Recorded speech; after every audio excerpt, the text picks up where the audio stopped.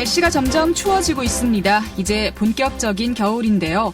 도시에 사는 사람들이야 김장과 난방, 자동차 정비 정도의 준비만 하면 추운 겨울을 무난하게 지낼 수 있지만 산골마을 전통주택에 살았던 우리 선조들은 어땠을까요?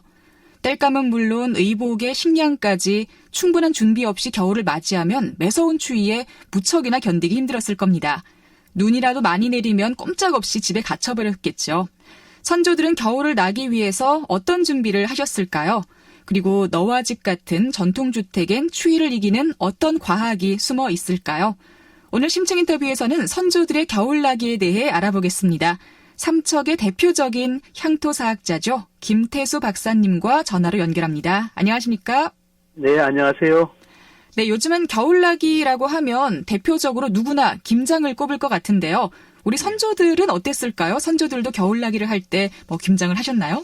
네, 먹거리 준비로는 김장하는 것이 제일 먼저였죠. 그리고 김장을 하면 이렇게 지금처럼 냉장고가 없으니까 땅 속에 묻는 것까지 또 잘 갈무리해야 되고, 또 문잎을 말려서 시래기도 만들고, 또 토끼나 꽁 같은 동물도 잡아 말려주는 게 또 겨울 준비 중 하나였습니다. 네. 그리고 또 집도 이렇게 잘 수리해야 되니까 찬바람 막기 위해서 나무벽 빈 곳을 막는다거나 문풍지 달거나, 그리고 제일 중요한 게 땔감이었어요. 그래서 장작을 패서 잘 쌓아두는 게 겨울 준비의 가장 중요한 부분이었어요. 네. 네. 역시 선조들에게는 겨울이 가장 힘든 계절이었을 것 같아요. 그렇죠. 눈이 많이 내리면 지금도 이렇게 교통이 많이 두절이 되는데 예전에도 밖에 나가는 것조차 힘들었을 것 같거든요. 겨울철엔 주로 뭘 하면서 지내셨을까요? 아이들 같은 경우는 추워도 밖에서 많이 놀죠. 네. 그래서 눈썰매나 연날리기, 자치기 같은 놀이 하면서 해질 때까지 이렇게 노는데, 어른들도 겨울에 할 일이 많았습니다.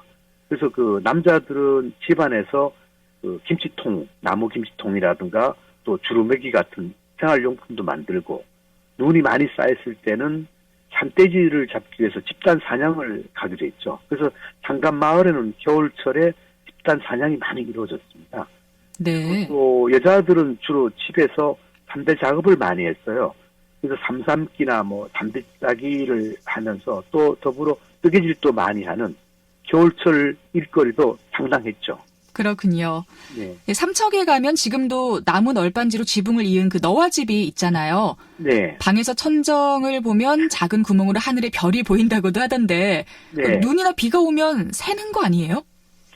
사실 방 쪽에는 그렇게 이제 구멍이 뚫어지지 않고 부엌 쪽이나 헛간 쪽에 이렇게 이제 노화를 올리면서 구멍이 나 보이는데, 노화를 만들 때 이렇게 도끼나 자기로 탁 쪼개기 때문에 나무의 섬유질이 파괴되잖아요. 그래서 비가 오거나 눈이 오면 이렇게 젖으면서 늘어나고, 그래서 구멍을 메워주고, 해가 들면 또 마르면서 오그라들어서 실내외 공기가 이렇게 잘 순환되게 하죠. 네. 실내는 습기가 없고 연기도 잘 빠져나가고 아주 쾌적한 생활을 할 수 있습니다. 그렇군요. 네. 그래도 겨울철에는 많이 추웠을 것 같은데. 추웠죠. 네. 혹시 너와 집에 숨어있는 보온을 위한 과학 같은 게 더 없나요?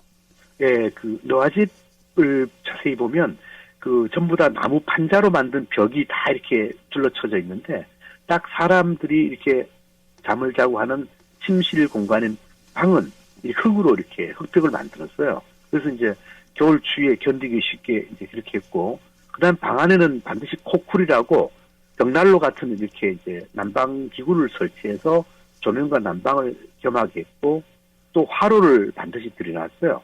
그래서 장작으로 이렇게 온도를 덮여서 온돌의 따뜻함과 함께 코쿨과 화로의 열기가 이렇게 추위를 다 이렇게 막아주니까 겨울이라도 이렇게 어려움 없이 견딜 수 있었습니다. 그렇군요. 네. 너와 집이 그냥 역시 보통 집이 아니었네요. 네. 네. 이제는 산촌마을로 찾아가도 문화재로 보존되는 몇 채의 너와 집만 남아있고 산촌마을의 삶을 상상해보기 힘들 정도로 정말 많은 게 변했습니다. 우리 선조들의 삶을 조금이라도 엿보려면 저희가 어딜 찾아가면 좋을까요?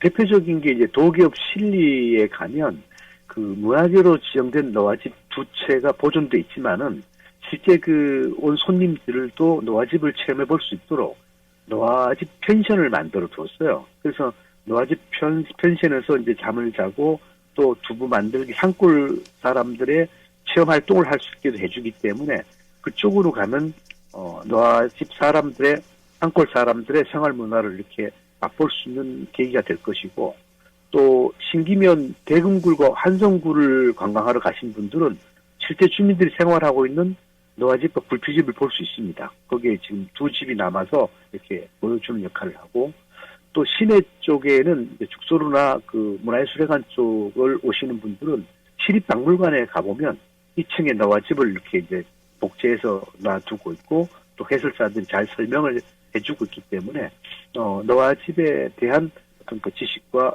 또 정보를 얻을 수 있을 겁니다. 네. 노아집 펜션에 있는 건 전 지금 처음 알았어요.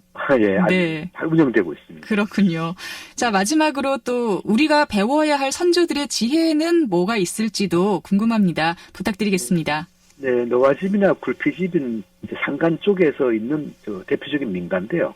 주로 이제 주변에서 쉽게 구할 수 있는 재료, 그 나무를 쉽게 구할 수 있으니까 나무를 가지고 집을 짓는다든가 이렇게 집에서 주변에서 쉽게 구할 수 있는 재료를 가지고 우리가 이제 방 구조를 보면 북방식 폐쇄 구조인데 아주 추위를 막기 위해서 폐쇄 구조를 갖고 있지만은 실내 공간을 넓게 확보해서 그곳에 이제 여러 가지 작업도 할 수 있고 그러나 이제 실내 공간에 뭐 마구간에서 나오는 냄새라든가 여러 가지 공간을 없애기 위해서 또 통풍 효과도 많이 주고 그래서 주변에서 쉽게 구할 수 있는 재료로 집을 짓되 과학적인 어떤 실내 공간 활용도를 높이면서 쾌적한 생활을 할 수 있는 그런 설계가 엿보이는 집이라고 할 수 있습니다. 그렇군요. 네. 자, 오늘 심층 인터뷰 삼척의 향토사학자시죠. 김태수 박사와 함께 이야기 나눴습니다. 고맙습니다. 네, 감사합니다. 네, 지금보다 많은 것이 불편했겠지만 지금도 따라갈 수 없는 선조들의 지혜가 역시 참 많이 있는 것 같습니다. 자, 라디오 동서남북 오늘 순서는 여기서 마무리를 하는데요. 이 노래가 잘 어울릴 것 같아서 준비를 해봤습니다. 산울림의 산할아버지 오늘 마지막에 노래 띄워드리도록 할게요. 자, 지금까지 기술 신종엽, 구성 정재익, 진행의 김서영이었습니다. 저는 다음 주 월요일에 다시 인사드릴게요. 고맙습니다.